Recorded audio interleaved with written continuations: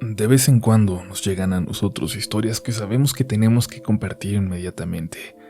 Historias que sabemos que se quedarán con ustedes mucho tiempo después de que termine este video. Les recomendamos como siempre discreción y que si son personas sensibles o de fácil sugestión, no vean este video. Esperamos pues que estén listos y listas para lo que viene. Esto es Relatos de la Noche.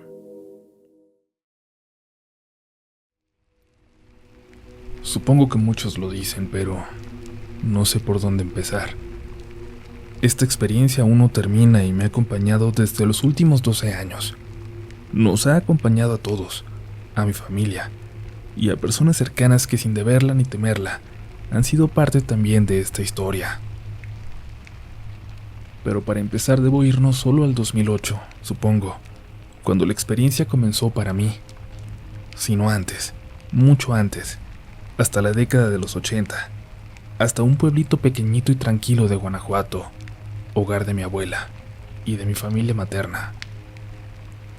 Mi abuela siempre fue muy apegada a los curas del lugar y siempre fue de esas señoras que se la pasaban en la iglesia, ayudando, dando de lo poco que tenía a los demás. Pero no siempre fue así. Antes no era tampoco, porque cuando sus hijos terminaron la escuela y estando ella sola ya en el lugar, donó todo lo que tenía para la gente más pobre del pueblo y vivió solo de la pensión del abuelo. En alguna ocasión, cuando estaba dando catecismo a un grupo de niñas, llegó una persona muy alarmada, buscando al sacerdote, pidiendo ayuda de forma desesperada. Mi abuela, al ver a ese pobre hombre así, bajando de un burrito tan muerto de sed y cansado como él, se fue corriendo a buscar al padre, pensando que se trataba de algún accidente y de alguien que necesitaba los santos óleos en el camino. Le pidió a las niñas mientras tanto que les atendieran y les dieran agua mientras ella lo buscaba. Salió a la parte de atrás de la iglesia y miró hacia la colina a donde el padre salía continuamente a estar solo, a orar. Cuando caminó hasta el sendero, volvió a levantar la vista. Donde éste terminaba en el horizonte, notó a una mujer vestida de negro, de cabello blanco muy largo hasta la cintura. Por el viento le volaba en la cara. Mi abuela no pudo verle el rostro, pero sabía que no se trataba de ninguna mujer del pueblo. Y aunque tenía miedo, un miedo extraño que le provocaba esta mujer, siguió caminando hacia arriba, hacia ella. Se acercaba poco a poco a esa mujer que permanecía inmóvil ahí, a pesar del fuerte viento que se había soltado de un momento a otro. Un viento que parecía haber traído consigo nubes negras que anunciaban una tormenta. Escuchó que gritaban su nombre. Volteó hacia la iglesia. Era el joven sacerdote con las niñas del catecismo. La abuela dio media vuelta y empezó a caminar como podía, con sus rodillas malas bajando el sendero. Las niñas corrieron a ayudarla. ¿Quién es esa mujer?, preguntó el padre, que no dejaba de mirar hacia aquella figura en lo más alto de la colina. No tengo idea, padre, respondió la abuela. Aquella figura parecía fantasmal. El padre le lanzó una bendición haciendo la señal de la cruz, y aquella mujer dio media vuelta y se perdió en el horizonte. Aquel pobre campesino que había llegado cansado venía de lejos. Decía que cuando le solicitó ayuda al sacerdote de su pueblo se la negó, y empezó a recorrer uno a uno pueblitos buscando el auxilio que necesitaba, que requerían tan urgentemente allá en su comunidad, pero nadie quiso hacerlo. Se encerró con el padre para contarle de su situación en privado, y luego de una hora, le pidió que saliera para hacer una llamada. Cuando luego salió el padre de su oficina, le anunció que tampoco podría ayudarle, que lo lamentaba pero que no le era posible. Le dijo que llamara a la policía, pero el campesino empezó a llorar y dijo que no había ni policía en su comunidad, que ya no quedaba nada, que ya no había esperanza. Salió y buscó su burrito, y empezó el camino hacia el pueblo siguiente. Desde la entrada de la iglesia el padre le gritó que regresara a su casa, que nadie le podría ayudar, que no los dejarían. Pero el joven continuó sin hacer caso. La abuela, como pudo, corrió con sus rodillas malas para alcanzarlo. Aquel pobre burro apenas si podía andar, así que no le costó tanto trabajo. Muchacho, ¿qué es lo que te pasa? ¿Qué tienes que necesitas tanta ayuda? No se lo puedo decir, señora. Discúlpeme. Tengo que seguir. Tengo que conseguir la ayuda. Sea lo que sea, me lo puedes contar, hijo. Permíteme ayudarte. Mi abuela no tenía idea de por qué dijo eso. No sabía qué era lo que le ocurría. Pero algo en ella, en su corazón, le hacía decir estas palabras con la mayor seguridad con la que había dicho cualquier cosa antes en su vida. Por el amor de Dios, hijo, con Jesús como testigo, yo te voy a ayudar, le dijo. Y el joven entonces se detuvo. Quizás si usted lo ve, le crean. Quizás a usted sí le hagan caso. Venga a mi pueblo conmigo, por favor. Mi abuela sintió, pero se negó a subir con él aquel pobre burrito que parecía que desfallecería en cualquier momento. Se acercaron a la iglesia, donde mi abuela le dijo al padre que cuidara de aquel pobre animal, que acompañaría al campesino hasta su pueblo, caminando si era necesario. Pero el padre les prestó su camionetita y les dio su bendición para que fueran. Emprendieron entonces el camino hasta el pueblito de aquel joven, un poblado con un montoncito de casas nada más, cuyas parcelas se extendían hasta los cerros.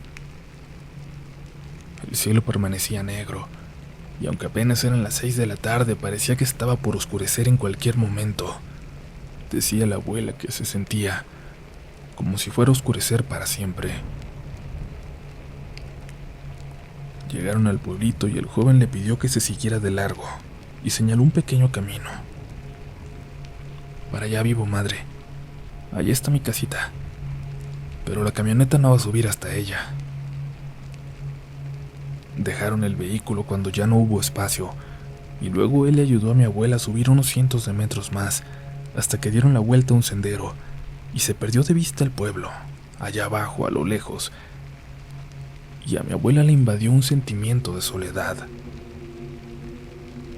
Fue muy extraño para ella, que desde que había muerto mi abuelo se había sentido permanentemente acompañada por él y por Dios. Pero ahí ya no lo sentía. Al fondo del camino notó la luz dentro de una casita de madera, apenas iluminada por un foco colgado al desnudo en la puerta. Ya llegamos, señora. Ahí es. Venga. Llegaron hasta la casita y cuando abrieron la puerta se encontraron a una señora viejecita, acostada en el piso. Abuelita, dijo el joven, ¿está bien? Le ayudaron a levantarse entre los dos y la señora apenas pudo preguntar si había traído la ayuda. Sí, abuela, esta señora nos va a ayudar. Va a ver que lo que decimos es verdad y nos va a ayudar a convencer a un padrecito para que venga. Ya verá. ¿Dónde está mi hermana? La tiene que ver. Se me volvió a salir, mijo. No la pude detener. Pero ya sabes dónde va a estar. Allá en el panteón. El joven salió corriendo sin decir nada, preocupado, y mi abuela, como pudo, salió apurando el paso detrás de él. Subieron unos cientos de metros más, hasta el panteón, donde, antes de llegar, escuchó a una mujer gritar. Inmediatamente pensó que se trataba de aquella chica de la que hablaban, pero luego escuchó un segundo grito, y luego una tercera voz. De pronto parecía que había un grupo de mujeres allá arriba, llenando el eco de alaridos sincronizados que formaban una especie de cántico macabro. Logró ver el panteón, y al joven introducirse en él corriendo. Y metros más adelante, como una joven desnuda parecía escarbar, como un animal salvaje, una tumba. El joven como pudo la controló, la tomó de las manos, y la abuela quería seguir caminando, ayudarle, pero no podía. Algo la había clavado al piso. No podía ni decir una palabra, no podía ni rezar por alguna razón. Pero vio cómo el muchacho cargó a la mujer y salió apresurado de aquel viejo cementerio, que parecía que tenía cientos de años. Para cuando llegó a la abuela, la joven ya parecía inconsciente.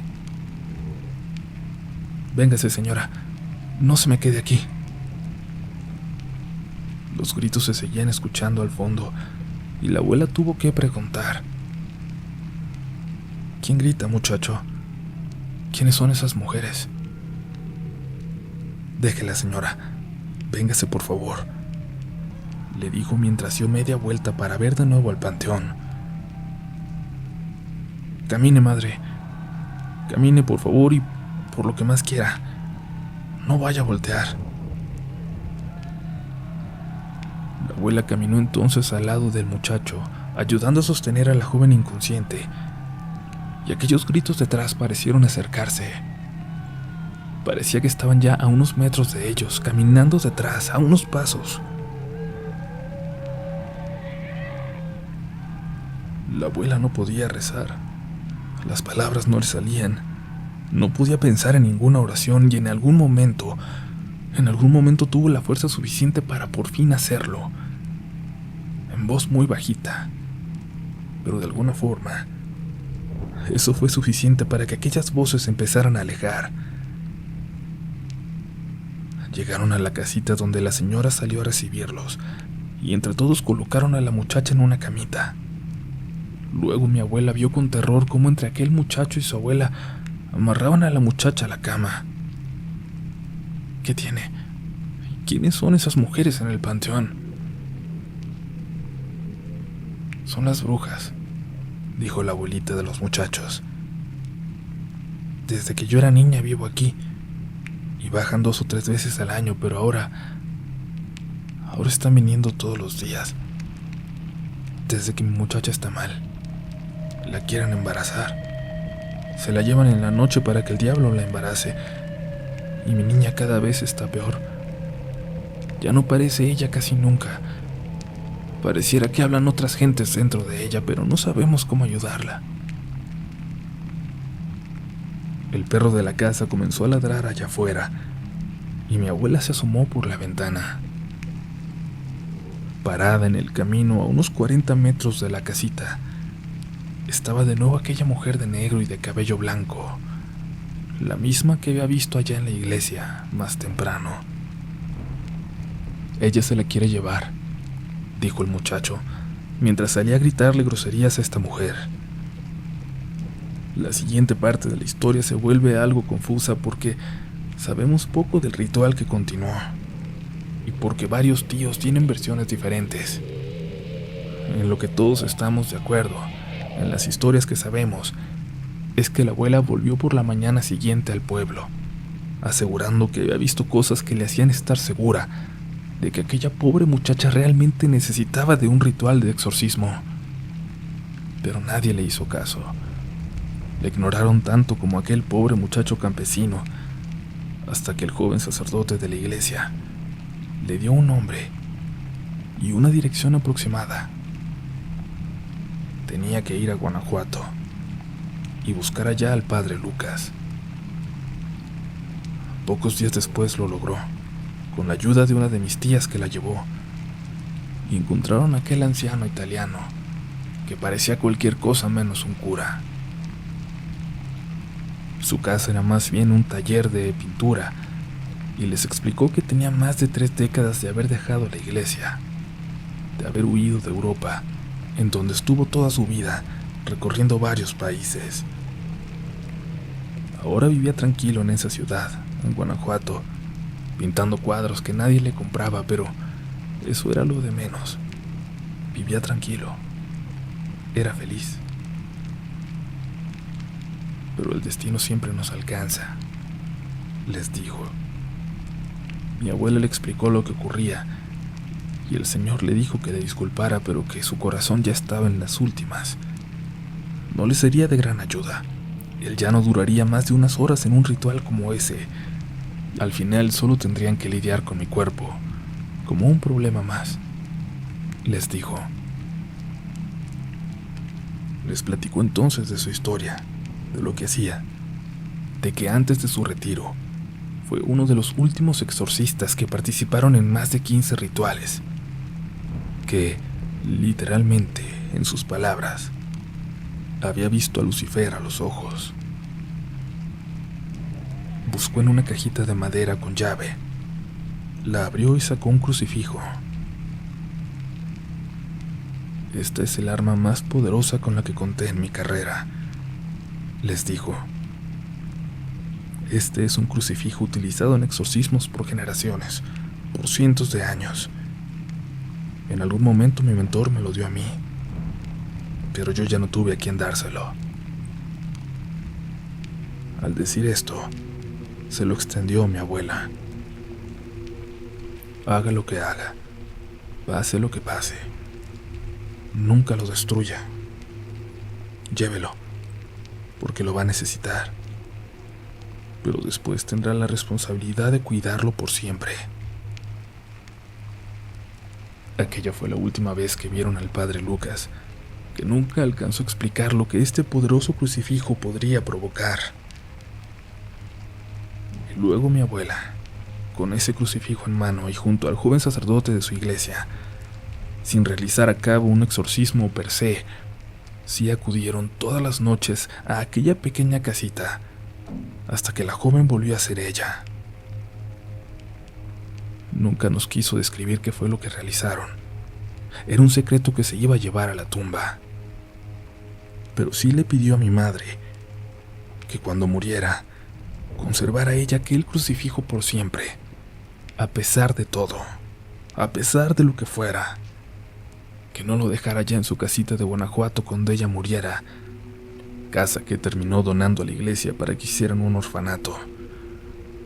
Le pidió que se lo llevara de ahí, que ella era la que vivía más lejos, que ella debía tenerlo.